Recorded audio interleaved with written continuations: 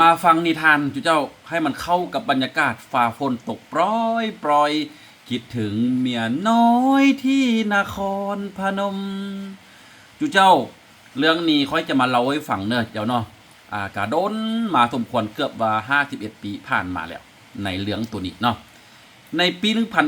1975เนาะถือว่าเป็นปีนึงที่ว่าประเทศลาวของเราเข้าสู่ระอยู่ในช่วงระบบเก่าได้แล้วก็ระบบใหม่แต่ว่าเขาอยู่ในช่วงการปลดปล่อยประเทศศาสตร์เนาะ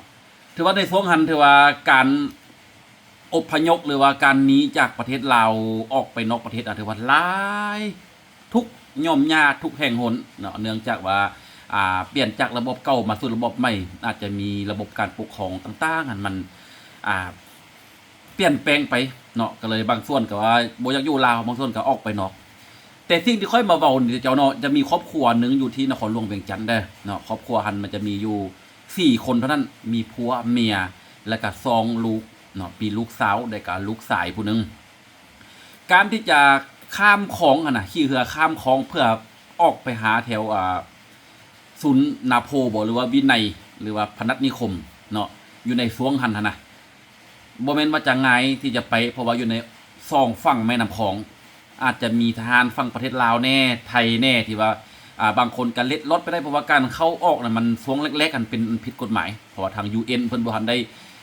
มือในการรับเอาคนอพยพจากลาวสู่ไทยจากหลายประเทศมาสู่แบบสุดในดังกล่าวหั่นเนาะเรื่องก็มีอยู่ว่าเจ้ามีครอบครัวนึงหั่นน่ะเนาะเขาจะออกไปจากประเทศลาวเพื่อจะออกไปสู่ไทยเพื่อข้ามไปประเทศที่3แต่ว่าการจะไปหั่นน่ะบ่แม่นจะไปได้บัดเดียวเด้อสำหรับ2ครอบครัวหั่นน่ะสำหรับครอบครัวนึงน่ะ4คนน่ะก็เลยได้ตกลงกันเนาะตกลงกันว่าคันซั่นละให้พ่อกับแม่ไปก่อน2คนผู้น้อยแหละถือว่าเอาไว้นำป้านำลุงก่อนเนาะเอาไว้นำป้านำลุงก่อนเพื่อว่าจะไปข้ามไปแล้วซอกบ่อนอยู่บ่อนเสาละเอียดแล้วจังกลับมาเอาลูกติดต่อกันมาเพื่อเอาลูกไปเนาะเมื่อนัดปันมือกันได้แล้วกับ2พ่อเมียก็ถือว่าได้กลับออกไปเลยเนาะถือว่าออกไปเลยขี่เรือไปได้ยังเหลือแต่2ลูกถือว่าลูกสาวหันประมาณ13ปีแล้วลูกชาย11ปี2คนที่อยู่นำนำลุงบัดนี้ตัดภาพมาที่2เด็กน้อยหันที่ว่าได้อยู่นำป้านำลุงอยู่ที่ประเทศลาวแคมป์ของแถวเวียงจันทน์ตัวนี้เธอเป็นคำเล่าของผู้ที่ว่าเป็นผู้หญิง13ปีล่ะเล่าให้ค่อยฟังเนาะตัวนี้ค่อยสิเล่าให้ฟังต่อชีวิตในวัยเด็กที่ว่าอยู่นำลุงป้าเอานะบ่ได้ง่ายแล้วก็บ่ได้แม่นชีวิตแบบเด็กๆคือหลายๆคนเพราะว่าครอบครัวของลุงของป้าหันก็ถือว่ามีลูก3คนแล้วเขาก็ทุกข์ยากปากหมองและที่สำคัญลุงกับป้าหั่นน่ะตอนที่ว่าครอบครัวยังอยู่นำกันพ่อแม่อยู่นำกันนั่นน่ะก็บ่ได้ติดต่อพัวพันกันแต่ว่าฮอดยามจำเป็นแล้วเอาลูกนี่มาปะไว้เถิกว่าฮับก็ให้อยู่บ่ฮับก็ให้อยู่เพราะว่ามันบ้านเมืองกำลังฮอนแล้วพ่อแม่ต้องไปก่อนแล้วจังมานำเอาลูกเพราะว่าคันเอาไปบัดเดียวย่านว่ามันจะบ่มีบ่อนอยู่แข่งมันยุ่งยากกว่าเนาะเถิงจะคิดฮอดก็ตามแต่ว่าด้วยความที่ว่ายังใครก็ว่าเอาไปปะไปทิ่ม บัดนี้มาอยู่ในครอบครัวหันเจ้ามาอยู่ในครอบครัวตัวหันเนาะมาอยู่ในครอบครัวตัวหันถือว่าหลังจากที่ว่าถ้าเบื้องต้นนั่นน่ะเราเอาให้ฟังเบื้องต้นนั่นก็ว่าอยู่นำป้าลำลุงก็ถือว่ายังฮักแพงกันแต่ว่าประมาณอีกเดือนนึงเนาะความฮักความแพงมันเริ่มจืดจางเพราะว่าต่างภายต่างหาอยู่หากินบ้านเมืองกำลังฮอนมาซะไปกำลังเปลี่ยนผ่านระบบหันเมื่อเป็นอาหารลุงป้าบ่ได้ให้2คนเขาน่ะบ่ให้อยู่นำแล้วอยู่เฮือนนั่นน่ะแล้วให้ย้ายออกไปอยู่ที่ว่าไกลจากเฮือนดังเดิมมันประมาณ10กว่าเมตรประมาณนี้เราว่านะ10กว่าเมตรจะไปเป็นแปะกับคอกงัวอยู่แบบคอกงัวแต่เพิ่นก็มีผ้าห่มเล็กน้อยให้แล้วก็มีมุงให้ในแต่ละมื้อถือว่าการกินกันอยู่ของอันเขาหั่นน่ะบางเทื่อก็ได้กินข้าวบางเทื่อก็บ่ได้กินข้าวต่างแต่ว่าบ่ได้ถึกหายถึกด่าปานใดเนาะบ่ได้ถึกหายถึกด่าเพราะว่าอันลุงหั่นน่ะลุงพวกนั้นเธอเป็นคนติดเหล้าที่สุดกินเหล้าแล้วก็มาอาละวาดตีฮอดลูกตีฮอดเมียว่าซั่นไปตีฮอดลูกฮอดเมียแล้วเราก็ถือว่ารู้สึกดีใจที่ว่าเราได้ออกจากเฮือนหลังหันแต่ว่าอาศัยอยู่ในงมเงาเฮือนหลังหันแต่ออกไปอยู่นอกแล้วหมายความว่าแต่ละมื้อนี่เดือนนึงนี่เราว่าลุงกับป้านี่ผิดกันเกือบฮอด5-6 เทื่อมีการถึงขั้นลงไม้ลงมือแล้วก็มีเสียงให้ตบตีกันอยู่ในเฮือนนักเก่าเราก็ได้ออกไปแล้วเราก็รู้สึกดีใจเนาะแต่ว่าเรื่องกินข้าวนี่แต่ว่าบ่ฮู้ซอกหยังเลยมีแต่โดนๆถือว่า อาทิตย์นึงนี่อาจจะได้กินข้าวประมาณ1 ครั้งหรือว่า2 ครั้งเท่านั้นที่ว่าลุงหรือป้าเอามาให้ หรือว่าร้านหมู่ครูเอามาให้ เมื่อเป็นหันแล้วเขาก็ได้ซองไอ้น้องก็ได้หากินตามลำพัง ก็คืออยู่ในอ้อมแอมเงินคือมีทงให้ทงหนาแล้ววะนะมีกระปูมันยังไปคุดเอามากิน โดยที่เราไม่ได้ติดต่อกับพ่อแม่เลยเพราะว่าออกไปแล้วก็ถือว่าตัดขาดกันเลยเนาะบ่มีโทรศัพท์บ่มีหยังเล่นในสมัยหันเนาะวันนี้อยู่มามือนึงจุเจ้าอยู่มามือนึงถือว่าน้องชายของเราถือว่าได้เป็นไข้เด้อเนาะเป็นไข้นะเป็นไข้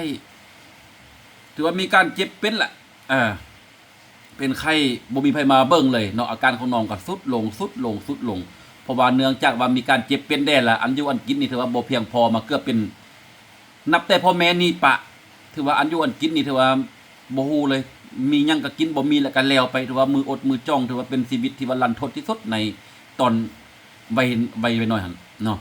เมื่อเป็นหันผู้เป็นได้ตัดสินใจแล้วว่าเราได้ตัดสินใจเนาะบ่ได้แล้วแบบนี้นะเนาะไปซอกหาอยู่กินตามธรรมชาติก็ถือว่าบ่ได้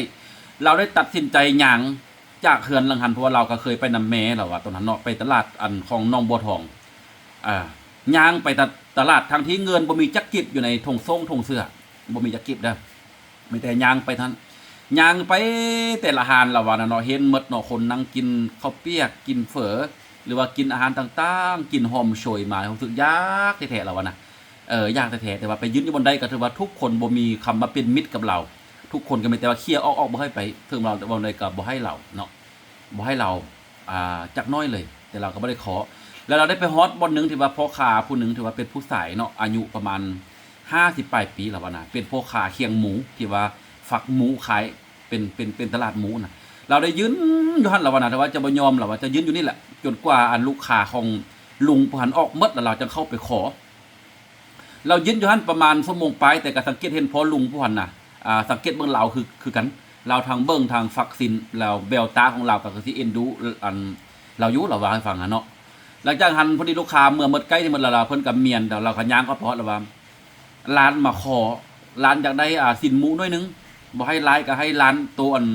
มันติดเคียงเนาะสังเกตเห็นบอกไปเฮาฟักซินคุบมือเม็ดมือน่ะมันจะมีอันติดเคียงแล้วว่าขอตัวนี้แล้วว่าน่ะเนาะแล้วผู้เฒ่าทุกท่านก็ถือว่าด้วยความเมื่อยบ่หรือว่าความอันใดเราก็บ่ถามได้เราก็บ่ปากเราก็บ่ถามเนาะหลังจากหันก็ถือว่าเราก็เอาให้เ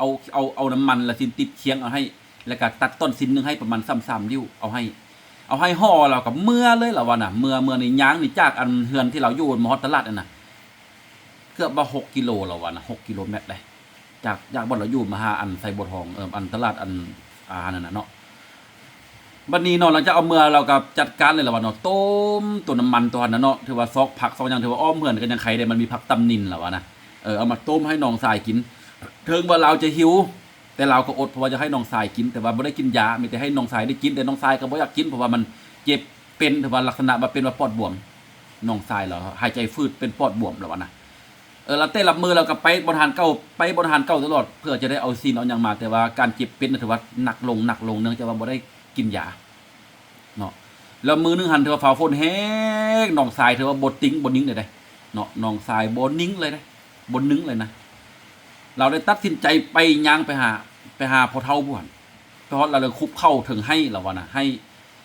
ข้อซินเลยแล้วว่าบ่เอาซินมันจะได้เงินแล้วว่าข้อเงินแล้วเราขอให้พ่อเฒ่าผ่อนอีกว่าหาได้บ่ให้เจ้าผ่าค่อยไปโรงหมอเอาน้องสายค่อยไปโรงหมอคันน้องสายของค่อยเซาน้องสายของค่อยดีแล้วค่อยจะอยู่นำเจ้าในฐานะเป็นคนใส่หับใส่ตลอดชีวิตบ่ว่าจะเป็นล้างถ้วยล้างหม้อสักเครื่องสักของค่อยจะขอมาอยู่นำเจ้าบ่ลังเลเลยผู้เฒ่าผู้อันน่ะเนาะผู้อ่อนคายสินหมูน่ะก็เบิ่งใส่หน้าเราเลยก็แต่ว่าจับใส่แขนเราเลยครับไปเลยจุ้งมาเลยจุ้งมากันย่างกันเจ้าเนาะเราก็บ่มีรถคือกันได้พอเนาะย่างนี่อัน6กิโลเมตรเจ้าคิดเบิ่งดิเจ้า6กิโลเมตรบ่แม่นง่ายชั่วโมงกว่าย่างโดยที่ว่าไวย่างมาจนทำที่คำมอดมาเฮือดเฮือนแล้วกันน่ะมอดเฮือนดังเก้าหั่นน่ะเนาะเราเลยว่าถามมันจะอยู่2คนบ่แม่นอยู่2คนแต่ว่าเฮือนลุงเฮือนป้าแล้วอยู่ห่างไปหั่นเนาะแต่เราก็บ่ได้บอกหยังเราก็จำอุ้มสมเราอุ้มเลยเด้เราอุ้มแล้วออกเป็นนอกถือว่าไปบกในรถตุกรถ3ล้อตอนนั้นมีรถ3ล้อแล้วนำส่งไปโรงหมอนำส่งไปโรงหมอนี่จุเจ้าเนาะถือว่าค่าการปิ้นปัวมื้อหันนี้ถือว่าประมาณเราว่าฟังประมาณ3หรือ400กิบเนาะ 3หรือ400กีบนี่แหละพวกน่ะถือว่ายาเข้มหันน่ะถือว่าเป็นจากน้องทรายเราเจ็บมา2เดือนเจ้าเกือบหมดเดือนน่ะเนาะยาเข้มหันจากแม่นยายังบ่ฮู้เลยถือว่าน้องทรายถือว่าสุดโทรมที่สุดแล้วก็เป็นทัวทานหมออันสักยาให้น่ะสักยาให้แต่เข็มเดียวอันเจ้าถือว่าอาการดีขึ้นแล้วก็มาเฮือนก็ถือว่าดีขึ้นจนวันเสาร์เลยน้องทรายของเราเสาแข็งแฮงมีแฮงถือว่าให้ปกติเลยจากแม่นยเนี่ยเรายังจื้อจนฮอดมื้อนี้ว่ายาตัวนั้นน่ะถือว่าเป็นยาวิเศษที่สุดสำหรับเราและชีวิตของน้องทรายเราเนื่องจากว่าเจ็บเป็นมาเกือบ1เดือนแต่ว่าสักยาแต่เข็มเดียวหั่นแต่ว่ามีอาการดีมันแต่หงหมอแล้วก็มาเฮือนแล้วก็ถือว่าฟื้นฟูร่างกายกินอยู่เมื่อเป็นหันแล้วเนาะเราก็ดีโดยเราบ่ไปหาพอเท่าวัน2-3 มื้อในระหว่างที่เราบ่ไปหาผู้ที่ว่าขายหมูน่ะพอเท่าวันถ้าคิดฮอดเราได้เนาะเพราะว่าแต่ละมื้อเห็นแล้วเราก็เป็นห่วงที่สุดว่าเป็นหยังคือบ่เห็นมาแล้วหรือว่าเป็นจังได๋ครอบครัวน่ะเราได้ย่างมาเบิ่งซองไอ้น้องกันเนาะในมือหันถือว่าไอ้น้องกันถือว่ากำลังนั่งอยู่เลยมันถือว่าบ่ได้กินหยังล่ะเนาะถือว่านั่งอยู่ในเฮือนอิ่มนำกันแต่ว่าน้องชายเราแข็งแรงได้แข็งแรงดีปกติเมื่อเราเป็นหันเราก็เลยมาเว้าว่าไปอยู่นำลุงบ่เนาะลุงมีเฮือนให้อยู่ไปอยู่ในฐานะที่ว่าซอยลุงกวาดเฮือนกวาดศาลหรือว่าอนามัยหานให้ลุงเนาะแต่เราก็ได้ตอบไปว่าไปบ่ได้ดอกเพราะว่าอยู่นำป้านำลุงคันเพิ่นบ่อนุญาตแล้วเฮาก็บ่กล้าไปลักษณะนี้นะพอลุงเพิ่นก็เลยตอบไปว่าคันทันค่อยสิไปเบาให้บ่ค่อยสิเอาเจ้าไปเฮ็ดเวียกนำเพื่อจะมีเงินคนนึงให้เจ้าแล้วอาจจะส่งให้เจ้าเฮียนเมื่อได้ยินหันเราดีใจเลยเราก็ดีใจเราไว้ฟังนะเราดีใจที่สุดเนาะหลังจากหันกับผู้ลุงพรกันย่างเขาเลยย่างเขาในเฮือนนั้นประจวบเหมาะกับพ่อเฒ่าแม่เฒ่าพ่อเฒ่าน่ะลุงของเราน่ะกำลังกินเหล้าเมามาเด้เราก็เข้าไปลมเลยเบื้องต้นนี่มีเสียงไฮซีเวลักษณะว่าเอาไปรถมึงจะเอาไปนะเอาไปใส่เราเอาไปลักษณะนี้นะเนาะเราก็แม่นค่อยจะเอาไปแต่ว่าค่อยบ่แม่นว่าในนามที่ว่าเจ้าบ่เบิ่งบ่แยงดอกแต่ว่าเขาเอาไปว่าอยู่นี่มันก็บ่มีเวียกเฮ็ดอีกอย่างนึงก็เด็กน้อยนี่ก็ยังต้องมันมีการศึกษาแล้วค่อยสิเอาไปอยู่นำเพื่อว่าไปเป็นผู้สวยในการแต่งอยู่ขัวกินให้ค่อยหรือว่าปัดกวาดเฮือนศาลให้ค่อยเราเว้าลักษณะนี้แล้วก็กลับมาแล้วก็ได้แล้วว่าลุงกับป้าเจ้าอนุญาตแล้วเราดีใจที่สุดเลยในวินาทีหันเราแล้วก็แต่งเครื่องแต่งของกันนำก้นไปเลยโดยที่ว่าลุงเป้าบ่มาบอกมาเบิ่งเราเลยหรือว่ามันเราเป็นลมมันว่าผู้หันอนุญาตบ่อนุญาตเราบ่ฮู้เลยเราว่านะหลังจากหันก็ไปอยู่นำในมือที่มีตนาเนาะ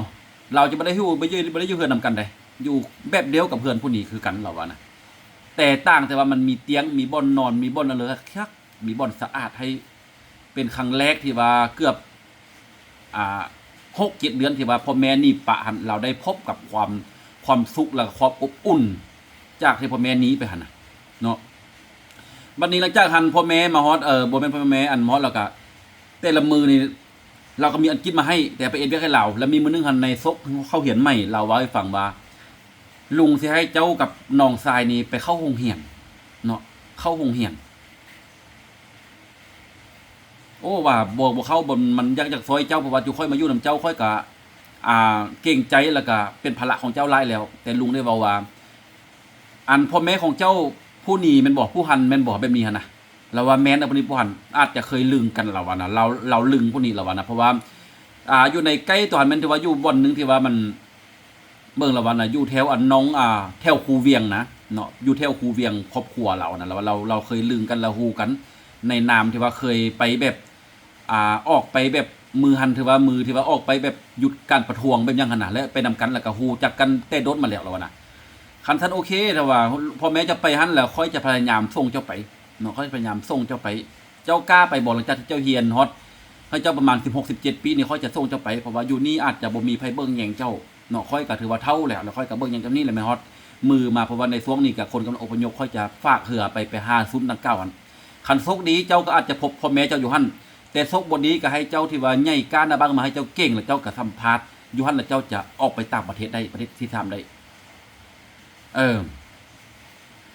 ในเมืองเองเนาะ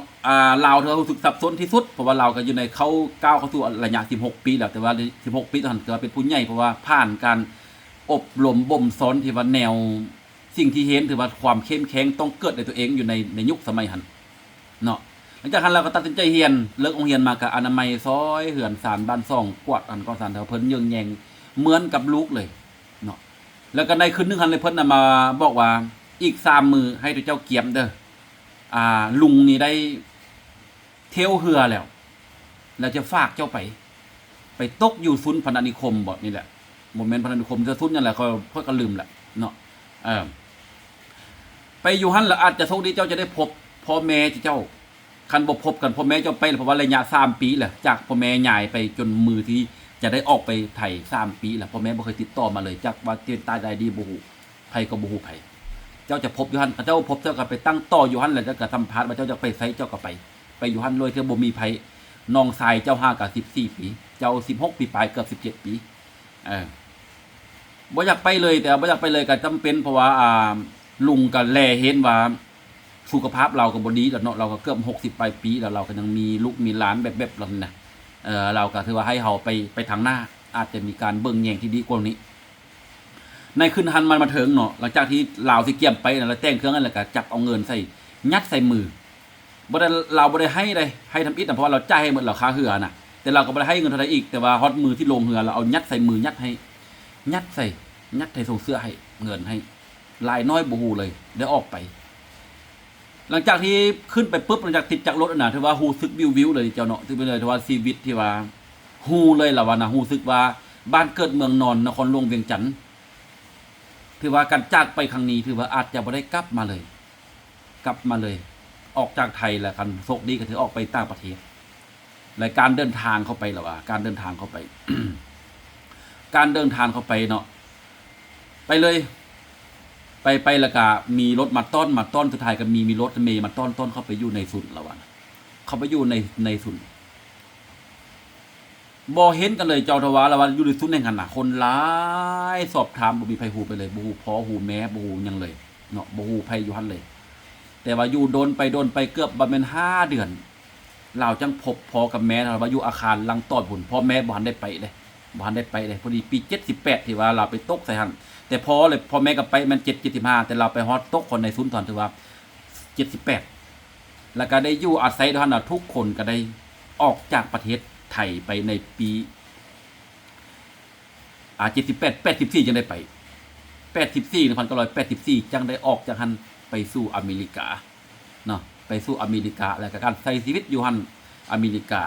แล้วมื้อนี้เราเห็นที่ค่อยมักเล่าเรื่องเราจังส่งข่าวมาให้ค่อยเล่าเราเสนอมันแต่เราก็อยากตามหาแต่ตามหาบ่ได้ดอกว่าผู้ที่ว่าเป็นลุงพันถือว่าเสียชีวิตแล้วเพราะว่าในปีหันเองลุงพันเกือบว่า60 ปีคันเทียบได้60 ปีอยู่ใน78อันน่ะมาฮอดปัจจุบันณ2026นี่ก็เกือบ51 ปีใส่ก็เป็น100 กว่าปีแล้วถือว่าลุงพันต้องบ่อยู่เกือบ20 กว่าปีแล้วเนาะแต่เราก็ว่าคันว่ายังมีลูกมีหลานก็คือที่ยากดอกตามหาเพราะว่าเราก็หลังจากไปตอนนั้นปุ๊บก็ถือว่าบ่ได้กลับมาขึ้นมาเหยียบแผ่นดินลาวเลยเนาะปัจจุบันนี้เราก็อาศัยอยู่ที่รัฐแห่งหนึ่งที่ทางใต้ของอาหารอยู่ที่อันใดเขาเอิ้นว่าอยู่แถวแคลิฟอร์เนียเราอยู่แคลิฟอร์เนียอยู่อเมริกาเนาะอันนี้ถือว่าเป็นการเล่าเรื่องที่ว่าชีวิตของเราให้ฟังเนาะบ่แม่นง่ายแล้วว่าน่ะแล้วภาพที่เราติดตาที่ว่าอยู่ในเรียบแคมป์ของในสมัยหันน่ะคันบ่เฮ็ดครั้งแรกนี้ถือว่าเอาชีวิตไปทิ่มอยู่หั่นหลายบ่ว่าจะเป็นไผใดเพราะว่ามันอยู่ในการคุ้มครองที่ว่าบ่ทันมีช่วงหอยต่อเนาะกฎหมายอะไรต่างๆบ่ทันมีหรือว่าการฆ่าเจ้าเอาของเพราะว่าทุกคนจะข้ามแคมป์ของไปหั่นน่ะต้องมีทรัพย์สมบัติมีเงินมีคำเนาะการช่วยโอกาสในช่วงหันถือว่าหลายเนาะค่าฟันลันแทงหรือว่าปุ้นจี้เอาของผู้ใดที่ว่าข้ามไปฮอดประเทศไทยแล้วเข้าฮอดฟุ้นแล้วถือว่าเป็นผู้ถือว่าเป็นโชคดีบุญแล้วก็มีโอกาสได้ข้ามออกประเทศที่3ไปเนาะเอาครับได้ไล่บนทุกคนเด้อเอาก่อนสิปะเหลืองนี่ก็ค่อยมีกาแฟเจ้ากาแฟ VR4 กับบีกาแฟกินใส่ให้ใส่ตาดิแจ้งเนาะเห็นหุ้งดีไผที่ว่านอนบ่หลับเจ็บต้นโตเจ็บกระเพาะมีทัดน้ำตาลกินใส่กับลูกผ่อนทุเลาลูกเด้ออย่าลืมอุดหนุนคำพูดด้วยเจ้าเด้อ